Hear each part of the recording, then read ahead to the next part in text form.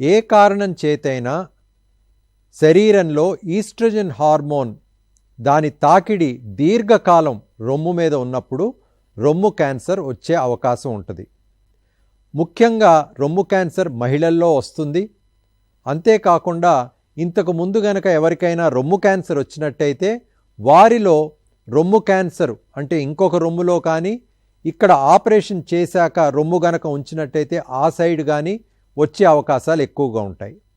అంతేకాకుండా life style changes, ఇటీవల కాలంలో వెస్టర్నైజ్ లైఫ్ స్టైల్ చేంజెస్ అంటే లేటుగా పెళ్ళిళ్ళు చేసుకోవటం, పిల్లలు లేకపోవటం, తల్లిపాలు ఇవ్వకపోవటం, మొదటి బిడ్డ 30 సంవత్సరాల తర్వాత పుట్టడం, ఒబీజిటీ, ఈ రిస్క్ ఫ్యాక్టర్స్ అన్నీ ఉండటం వల్ల రొమ్ము క్యాన్సర్ వచ్చే అవకాశాలు కొంచెం ఎక్కువగా ఉంటాయి. అంతేకాకుండా నెలసరి 11 సంవత్సరాలు లోపు వచ్చినా, నెలసరి 55 సంవత్సరాల తర్వాత కూడా ఆగిపోకపోయినా ఈ ప్రొలాంగ్డ్ ఎక్స్పోజర్ ఆఫ్ ఈస్ట్రోజన్ ఉంటుంది కాబట్టి వీరిలో కూడా రొమ్ము క్యాన్సర్ వచ్చే అవకాశం ఉంటుంది.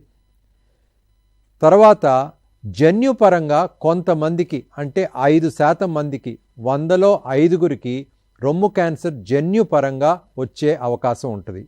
ఎవరిలో అంటే BRCA1, BRCA2 అనే జీన్స్లో వచ్చే అబ్నార్మాలిటీస్ వల్ల కొంతమందికి జన్యుపరంగా వచ్చే అవకాశం ఉంటుంది. దగ్గర కుటుంబ సంబంధీకుల్లో ఎవరికైనా రొమ్ము క్యాన్సర్ 40 సంవత్సరాల లోపు వచ్చినా, లేకపోతే దగ్గర కుటుంబ సంబంధీకుల్లో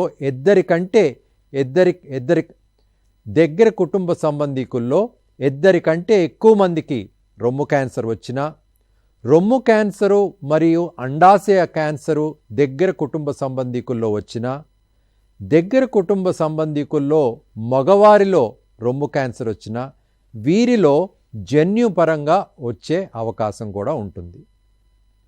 ఈ రిస్క్ ఫ్యాక్టర్స్ కాకుండా స్మోకింగ్ మరియు ఆల్కహాల్ వల్ల కూడా జనరల్గా క్యాన్సర్స్ వచ్చే అవకాశాలు ఎక్కువగా ఉంటాయి. రొమ్ము క్యాన్సర్ కూడా వచ్చే అవకాశాలు ఉంటాయి.